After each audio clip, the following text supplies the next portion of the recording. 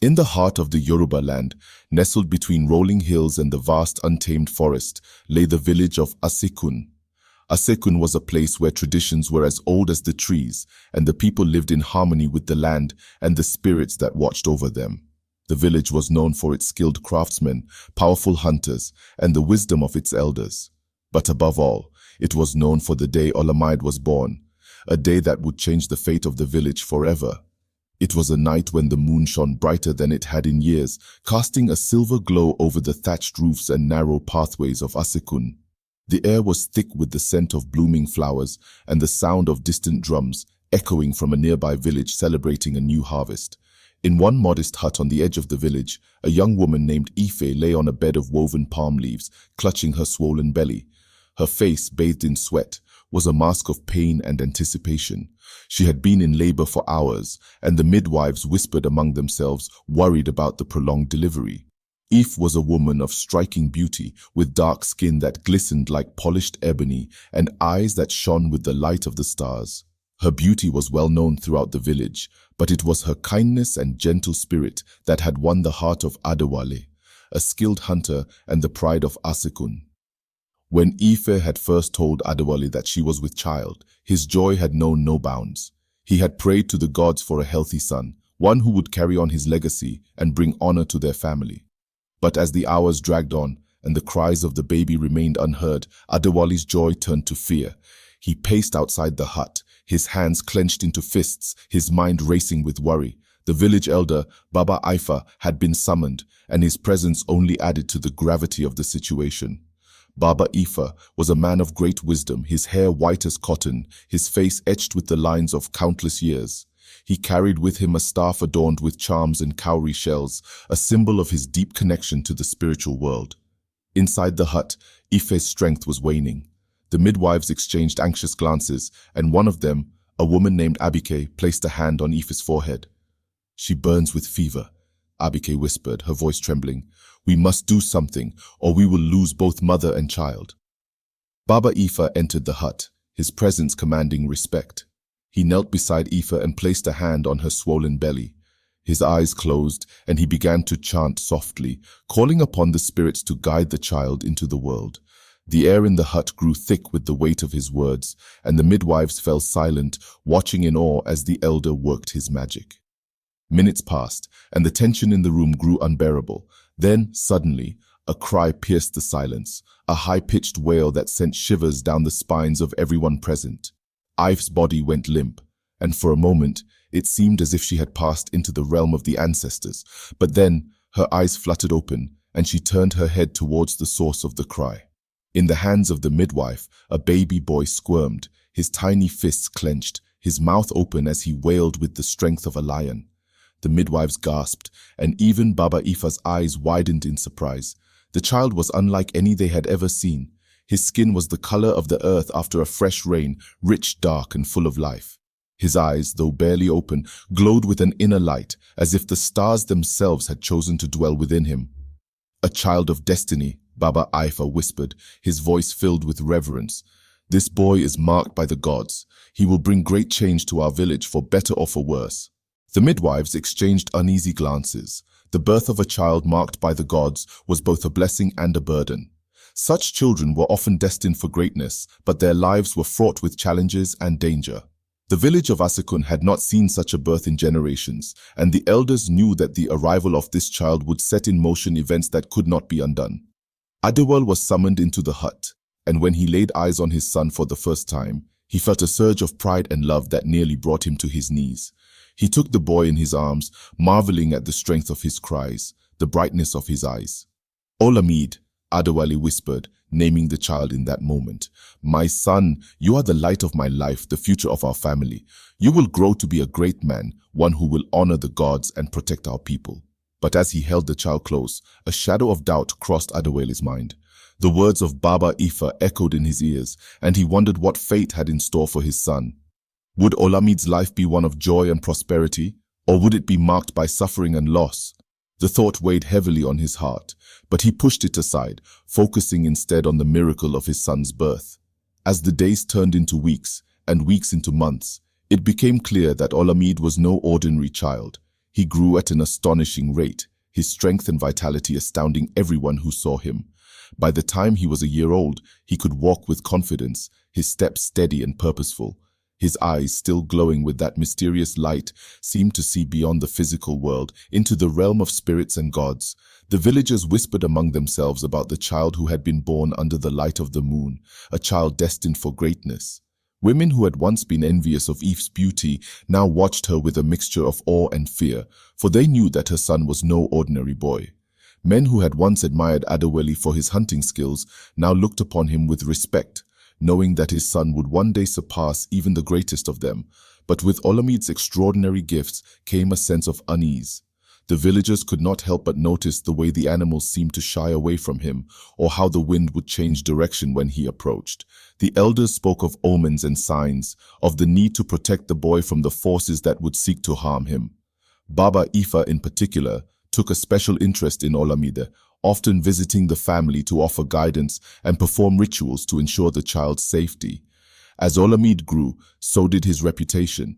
By the time he was 5 years old, stories of his strength and wisdom had spread to neighboring villages. People came from far and wide to see the boy who was marked by the gods, to seek his blessing or ask for his help. And Olamide, despite his youth, seemed to understand the weight of his responsibilities. He spoke little, but when he did, his words carried the weight of an elder, and those who heard him were left in awe of his wisdom. But with the attention came danger. There were those who feared Olamide's power, who believed that no mortal should possess such gifts. Whispers of dark magic and curses began to spread, and it wasn't long before some began to plot against the boy. They feared that his presence would bring disaster to the village, that his gifts were a curse rather than a blessing. Olamide's parents did their best to protect him, but they knew that they could not shield him from the world forever. As he approached his 10th birthday, the time came for Olamide to begin his training as a warrior, a tradition that all boys in Asekun followed. But for Olamide, this training would be different. Baba Ifa had seen it in a vision, a journey that would take Olamide far from the village, into the heart of the forest, where he would face trials that would test his strength, his courage, and his connection to the gods. And so, with a heavy heart, Adewale and Ifa prepared to send their son into the unknown. They knew that this was the path the gods had chosen for him, but that did not make it any easier. As the day of his departure approached, Ifa spent hours praying to the spirits, asking for their protection and guidance. Adewale, though outwardly strong, was plagued by doubts. He had seen many boys leave for their training, but none had ever returned with the weight of destiny on their shoulders as Olamide did. On the morning of his departure, the village gathered to bid Olamide farewell. Baba Ifa led the ceremony, his voice strong and clear as he called upon the gods to watch over the boy. Olamide stood tall and proud, his eyes bright with determination. He knew that this was his destiny, that he had been chosen for a great purpose. But as he looked out at the faces of his parents, his friends, and the villagers who had watched him grow, he couldn't help but feel a pang of sadness. This was the only home he had ever known, and he did not know when or if he would return. With a final blessing from Baba Ifa, Olamide set out on his journey, accompanied by a small group of warriors who would guide him to the edge of the forest. As they walked, the villagers watched in silence, their hearts heavy with a mixture of pride and fear. They knew that when Olamide returned, he would no longer be the boy they had known. He would be something more, something greater, a man marked by the gods, a warrior of destiny. And so, with the weight of the world on his young shoulders, Olamide stepped into the forest, leaving behind the village of Asekun and the life he had known. His journey had just begun, and with it, the tale of a boy who would become a legend, a story that would be told for generations to come. The sun hung low in the sky, casting long shadows as Olamide and the warriors pressed deeper into the forest. The trees stood like ancient sentinels, their branches intertwining to form a thick canopy that blotted out the light. The air grew cooler, filled with the scent of damp earth and the distant call of unseen creatures. The path beneath their feet was narrow, overgrown with roots and thorns that seemed eager to catch at their ankles. Olamide walked in silence, his senses heightened by the unfamiliar surroundings. He could feel the eyes of the forest upon him, as if the very land was aware of his presence. The warriors, though seasoned and strong, moved with caution, their hands never straying far from the hilts of their weapons. They had seen much in their lives, but even they knew that the depths of this forest held mysteries that no man could fully understand. After hours of walking, they reached a clearing where a small stream trickled through the rocks, its water clear and cold. The leader of the warriors, a man named Oyin, signaled for them to stop. "We rest here," he said, his voice low and measured. "The forest is not kind to those who wander without purpose. We must be vigilant." Olamide nodded, understanding the gravity of their situation. He knelt by the stream and cupped his hands, letting the cool water flow over his palms before bringing it to his lips. As he drank, he felt a strange energy coursing through him, as if the water itself was imbued with the power of the land. The sensation was fleeting, but it left a mark on him, a reminder that he was not merely a boy on a path. He was something more. The warriors gathered around the fire they had built, the flames flickering and casting eerie shadows on their faces. They spoke in hushed tones, their eyes constantly scanning the darkness beyond the light. Olamide listened, though he did not join their conversation. His mind was elsewhere, thinking of the task ahead, of the challenges he would face. He had been told little of what awaited him, only that this was a rite of passage unlike any other. As the night deepened, Oyin approached Olamide and sat beside him. The warrior's face, etched with years of battle and hardship, softened as he regarded the boy. "Do you know why you are here, Olamide?" he asked, his voice barely more than a whisper. Olamide met his gaze, the firelight reflecting in his eyes. "To prove myself," he replied, though he knew there was more to it than that. Oyin nodded slowly. "Yes, but it is not just about proving your strength or courage. It is about understanding the balance of the world, the connection between all things. The forest is alive, Olamide. It breathes, it feels, it remembers. You must learn to listen to it, to respect it if you are to succeed." Olamide listened intently, absorbing the warrior's words. He had always felt a deep connection to the land, even as a child, but now he realized that this connection was not just a gift, it was a responsibility. He had been chosen for a reason, and that reason went beyond his own desires or ambitions. The night passed slowly, the sounds of the forest lulling the warriors into a light sleep. But Olamide remained awake, his eyes fixed on the darkness beyond the fire. He could feel something stirring in the distance, something that called to him. It was a presence, neither malevolent nor benign, but powerful and ancient. He knew that this was the beginning of the true test, the first step in a path that would lead him to a destiny he could not yet comprehend. As dawn broke, the warriors prepared to move on, their spirits lifted by the light of the new day. But Olamide knew that the light was only a temporary reprieve. The forest still held its secrets, and he would need to confront them if he was to fulfill the purpose for which he had been chosen. Without a word, Olamide rose and began to walk, the warriors following close behind. The forest seemed to shift around them, the trees closing in as if guiding them deeper into its heart. The air grew thicker, the sounds of the forest more intense, as if the very earth was alive with anticipation. Olamide's senses were on high alert, every rustle of leaves, every snap of a twig drawing his attention. He could feel the forest testing him, probing his resolve, seeking to understand who he was and what he sought. And with each step, he felt the weight of his destiny pressing down on him, a burden he was determined to carry. They walked for hours, the light of the sun growing dimmer as the canopy overhead thickened.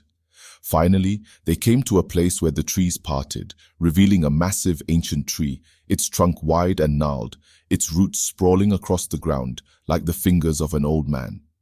The tree stood alone in the clearing, a solitary sentinel in the midst of the forest. Olamide knew without being told that this was the place. The tree was the center of the forest's power, the heart of the land. He approached it slowly, the warriors hanging back, their faces tense with anticipation. As he neared the tree, he felt a strange sensation wash over him, as if the ground beneath his feet was alive, pulsing with energy. Olamide reached out and placed his hand on the rough bark of the tree. The moment his skin touched the wood, a surge of power flowed through him, filling him with a warmth that spread to every part of his being. He closed his eyes, letting the energy envelop him, letting it show him what he needed to see. In his mind's eye, Olamide saw visions of the past, of the forest in its youth, of the spirits that had once roamed the land. He saw the struggles of his ancestors, the battles they had fought to protect this land, and the sacrifices they had made. He saw the balance that had been maintained for generations, a balance that was now in danger. And then he saw himself, standing at the center of it all, a bridge between the old and the new, between the mortal and the divine. He saw the challenges that lay ahead, the trials he would face, and the choices he would have to make. And he knew in that moment that his path was not just his own. It was the path of his people, of his land, of everything that had come before and everything that would come after. When Olamide opened his eyes, he felt a calm resolve settle over him. The forest had accepted him, had shown him what he needed to know, but it had also made it clear that his task was far from over. There were still challenges ahead, dangers that would test him in ways he could not yet imagine, but for now he was ready.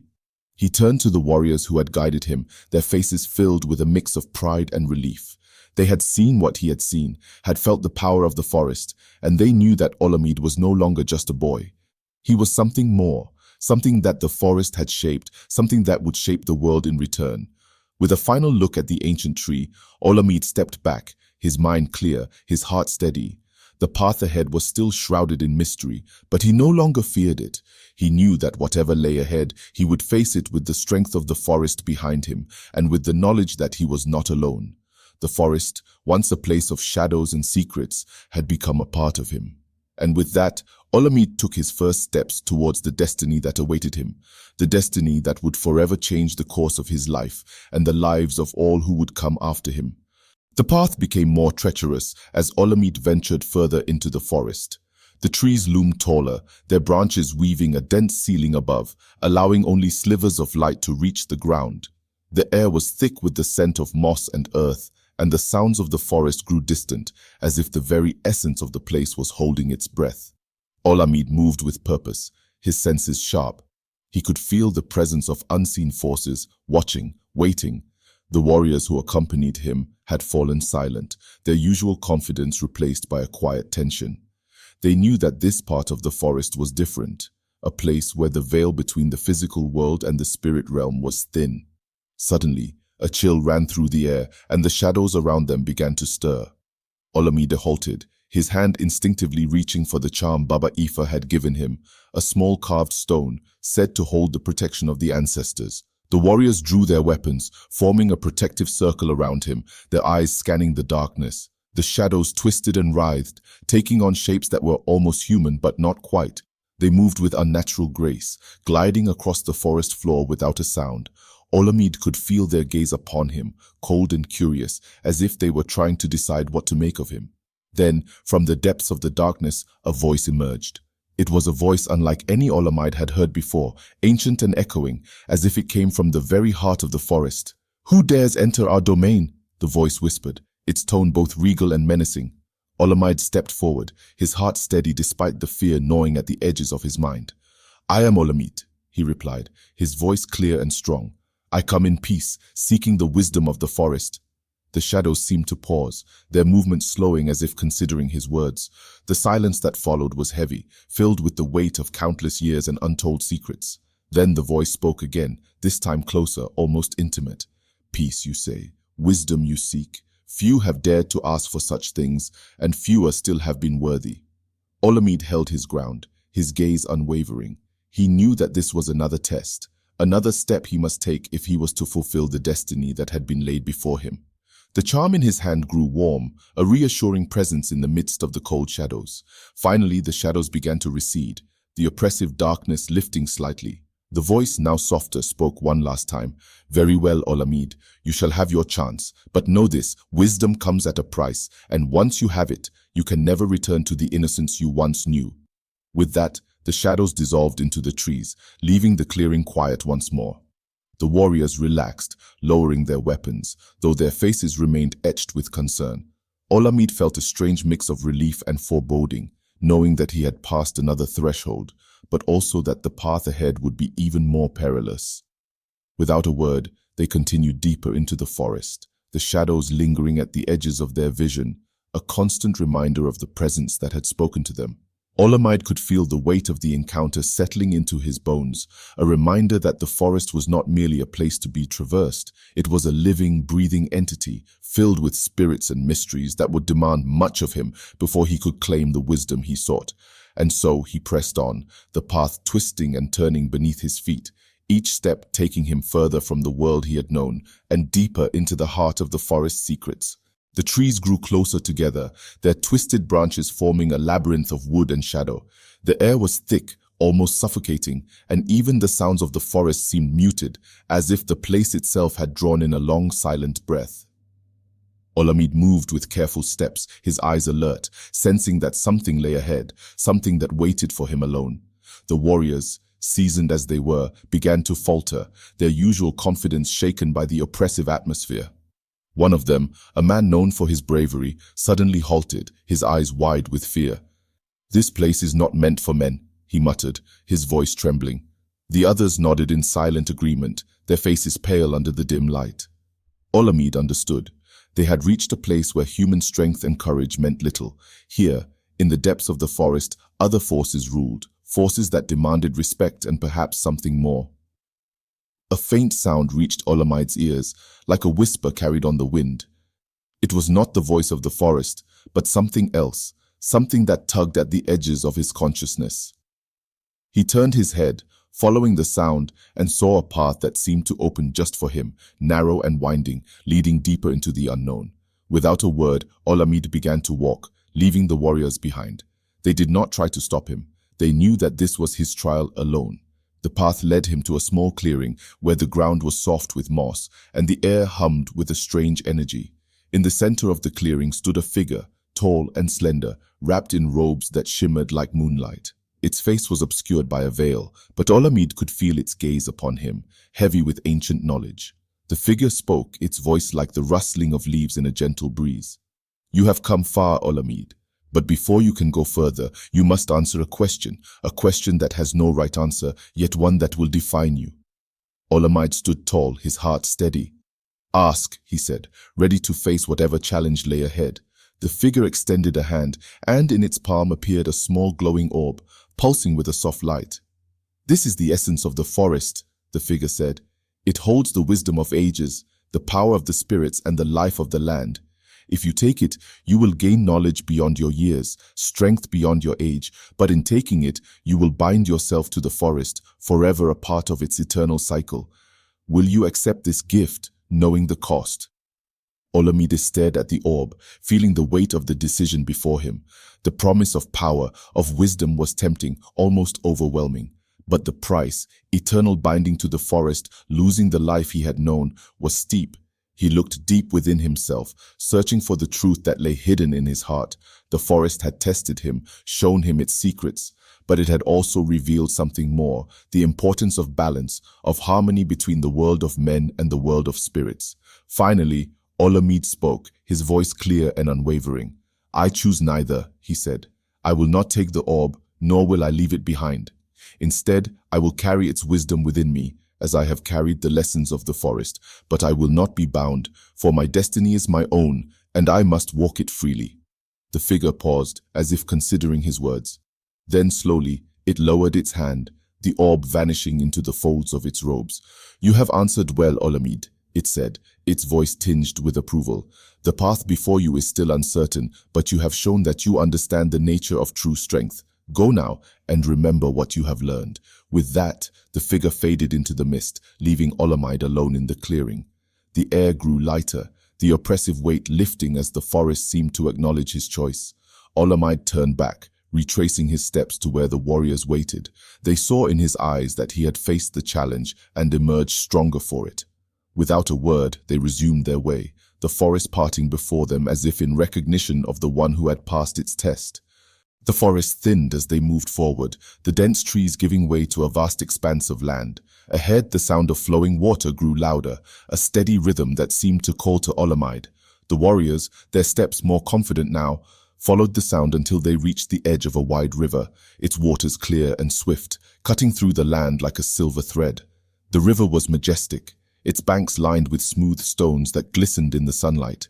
The air was filled with the scent of fresh water and the songs of birds hidden in the tall reeds. But this was no ordinary river. Olamide could feel its power, a deep, ancient force that pulsed beneath the surface. As they approached, the waters began to churn, rising up as if alive. From the depths emerged a figure, tall and imposing, formed entirely of water. Its features were fluid, shifting like the current, but its eyes were steady, fixed on Olamide with a gaze that seemed to pierce through to his very soul. The figure spoke, its voice like the rush of the river over rocks. "I am the guardian of this river, protector of its secrets and keeper of its power. To pass, you must prove yourself worthy. Show me that you understand the ways of the water, its strength, its flexibility, its unyielding nature." Olamide nodded, understanding that this was another test, one that required more than just physical strength. The river, like the forest, was a force of nature, and to command it, one had to respect its essence. Without hesitation, Olamide stepped to the edge of the river and knelt, placing his hand into the cold, rushing water. He closed his eyes, allowing the flow to move over his skin, feeling its energy. The water was strong, yet it yielded to his touch, adapting to the shape of his hand. It was both powerful and gentle, a force that could carve mountains but also nourish the land. Olamide stood and faced the guardian, his voice calm and assured. "Water is life, yet it can destroy.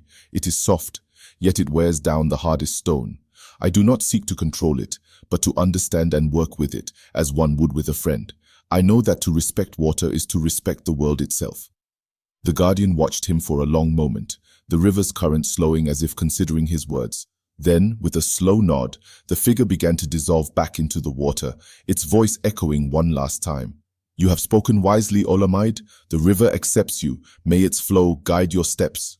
As the guardian disappeared, the river returned to its natural state, calm and serene. The warriors who had watched in silence now looked at Olamide with newfound respect. He had not only passed the test, but he had done so with an understanding that went beyond mere words. They crossed the river, the water parting gently around their legs, as if acknowledging their passage. On the other side, the land rose into hills covered with lush greenery, the path ahead clearer now. Olamide knew that with each step, the challenges would only grow, but so too would his understanding of the world and his place within it. The hills stretched before them, rising gently towards the sky, their slopes dotted with ancient stones, some standing tall like sentinels, others half buried in the earth. These stones were not placed by human hands, they were remnants of a time long forgotten, when the spirits of the land still roamed freely. The air was thick with the weight of history, each stone a silent witness to countless generations. Olamide felt a pull towards the largest of these stones, one that stood at the peak of the hill. It was covered in moss, its surface cracked and weathered, but there was something about it, an energy that seemed to pulse beneath the rough exterior. The warriors halted at the base of the hill, sensing that this task was for Olamide alone. He ascended the slope, the grass soft beneath his feet. As he neared the stone, the wind picked up, swirling around him, carrying faint whispers, fragments of words in a language older than time. The stone, though silent, seemed alive, as if waiting for him to make the first move. Olamide placed his hand on the cool surface, feeling the rough texture under his palm. The whispers grew louder, more distinct, until they formed words he could understand. "Child of the earth, what do you seek?" the voice asked, low and resonant, as if the stone itself was speaking. Olamide took a breath, steadying himself. "I seek the wisdom of those who came before me. I seek to understand the land, the spirits, and my place within it all." The stone seemed to hum in response, vibrating under his touch. "Wisdom is not easily granted. It must be earned, understood, and respected. What will you give in return for what you seek?" Olamide thought for a moment, then answered with clarity. "I offer my humility, my willingness to learn, and my respect for the balance that sustains this world. I will not take without giving, nor will I ask without offering something in return." The wind died down, and for a moment there was silence. Then a deep rumbling sound emanated from the stone, like laughter from the earth itself. "You have answered well, Olamide, but know this: wisdom is a burden as much as it is a gift. Carry it with care, and let it guide you as much as it may weigh upon you." With those words, the vibrations ceased, and the energy that had once pulsed from the stone faded, leaving it still and quiet once more. Olamide removed his hand, feeling a strange sense of calm settle over him. The path ahead was still uncertain, but the stones had spoken, and he had listened. Descending the hill, Olamide rejoined the warriors, who looked at him with expressions of quiet respect. They knew something had changed, though none spoke of it. The land ahead, though still mysterious, seemed less daunting now. Olamide felt the weight of the wisdom he had received, but also the strength to carry it forward. The day was drawing to a close, and the sky above began to blush with the deep reds and oranges of dusk. As they walked, the landscape shifted, leading them to a barren stretch of land where nothing grew. The ground here was cracked and dry, devoid of life, as if fire had once ravaged it and left nothing but ash in its wake. In the center of this desolation stood a single brazier, ancient and weathered, yet still burning with a flame that flickered without sound or heat. The fire was unnatural, its light casting long shadows but giving off no warmth. The warriors hesitated at the edge of the barren land, sensing a power beyond their understanding. Olamide approached the brazier alone, drawn to the flame's silent dance. There was something mesmerizing about it, as if it held the secrets of the world in its flickering depths. The fire seemed to recognize his presence, the flames growing brighter as he drew near. Without fear, Olamide extended his hand over the fire. The flames licked at his fingers, yet he felt no pain, no heat. Instead, he was filled with a strange sense of peace, a calm that settled deep within his soul. The flame spoke, not in words but in a feeling that welled up within him, a message carried directly to his heart. It was a test, not of strength or wisdom, but of spirit. The flame demanded nothing but acceptance, of the unknown, of the mysteries that would never be fully understood. Olamide stood quietly, his hand still over the flame, allowing the silent fire to fill him with its light. He realized that this flame, though silent, spoke volumes about the nature of life. How some things were beyond comprehension, meant to be felt rather than understood. The flame flickered once more, then slowly began to diminish, the light growing dimmer until it was nothing more than a faint glow in the brazier. Olamide lowered his hand, feeling the absence of the flame's presence keenly, yet also feeling more complete, as if a missing piece of himself had been restored. He turned back to the warriors, who had watched in silent reverence. They could see the change in him, subtle but profound, as if the silent flame had imparted a secret knowledge that only he could bear. They moved on, leaving the barren land behind, with the memory of the silent flame etched in Olamide's mind, a guiding light in the depths of his soul. The air grew heavier as they reached the final stretch of their path. The sky darkened with thick swirling clouds that gathered above them, heavy with the promise of a storm. The land here was different, charged with an energy that crackled through the air, making the hair on their arms stand on end. The warriors exchanged uneasy glances, sensing that something momentous was about to unfold. At the center of this foreboding landscape stood a massive baobab tree, its roots spreading wide and deep, anchoring it to the earth as if it had been there since the beginning of time. The tree's branches stretched high into the sky, twisted and gnarled, like the arms of an ancient giant reaching out to the heavens. It was here that Olamide knew his final test would take place. As he approached the tree, the winds began to howl, whipping around him with a force that threatened to knock him off his feet. The warriors remained at a distance, their faces taut with concern, but they knew they could do nothing more to assist him. This was Olamide's moment, a trial that only he could face. From the base of the tree, a figure emerged, a woman draped in cloth as dark as the storm clouds above. Her eyes were sharp, filled with the knowledge of ages, and her presence commanded respect. She was no ordinary spirit. She was a force of nature, an embodiment of the storm itself. "You have come far, Olamide," the woman said, her voice as powerful as the wind. "But the greatest test is before you. The storm that gathers above is not just a force of nature, it is a reflection of the turmoil within your own heart. To calm the storm, you must first calm yourself. Only then will you be able to harness its power, to use it wisely, and not be consumed by it." Olamide stood before the woman, feeling the weight of her words. The storm was indeed inside him, his doubts, his fears, his uncertainty about the path that lay ahead. The wisdom he had gained, the strength he had found, all hinged on this moment. Closing his eyes, Olamide took a deep breath, letting the wind whip around him without resistance. He centered himself, reaching deep within to find the calm that had carried him through all the trials he had faced.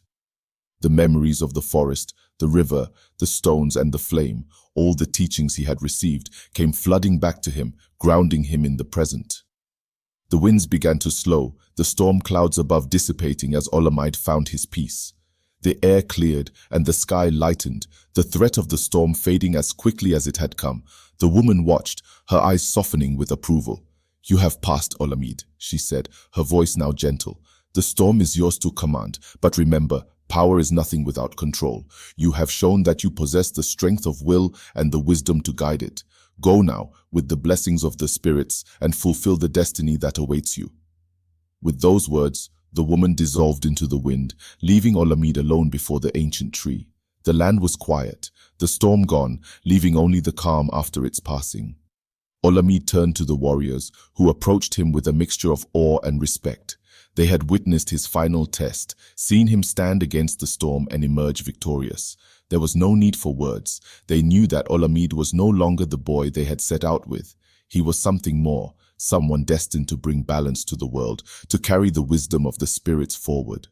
Together they began their return, the path before them clear, the future open with possibilities. Olamide walked with confidence, the weight of his trials now a source of strength. The land once filled with uncertainty now felt familiar, welcoming, as if it too had recognized the change in him. And so, Olamide stepped into the next chapter of his life, not as a boy marked by destiny, but as a man who had earned his place in the world, ready to face whatever challenges lay ahead, with the spirits of the land by his side.